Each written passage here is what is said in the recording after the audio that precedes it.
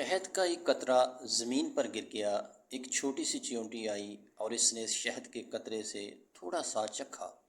اسے بڑا مزہ آیا۔ اسے کام سے جانا تھا، تو جب وہ جانے لگی تو اس شہد کا مزہ اس کے منہ میں مزید پانی لانے کا سبب بنا۔ اس کا منہ بھر آیا۔ کیا زبردست اور مزیدار شہد ہے، کتنا میٹھا، آج تک ایسا شہد نہیں کھایا۔ وہ لوٹی اور شہد میں سے تھوڑا سا اور چکھ لیا۔ اس نے دوبارہ جانے کا عزم کیا، مگر اس نے محسوس کیا کہ یہ تھوڑا سا شہد کھانا کافی نہیں ہے، اسے اور کھانا چاہیے۔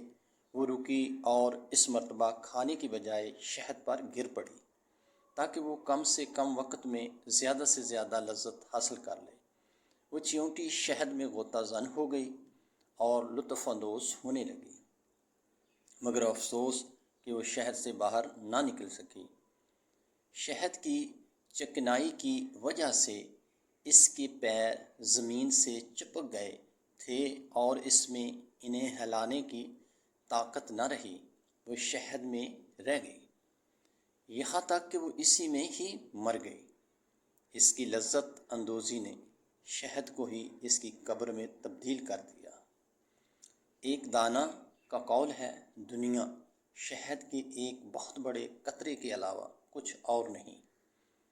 پس جو بھی اس قطرہ شہد میں سے تھوڑا اور بقدر کفایت کھانے پر اکتفا کرے گا، وہ نجات پا جائے گا۔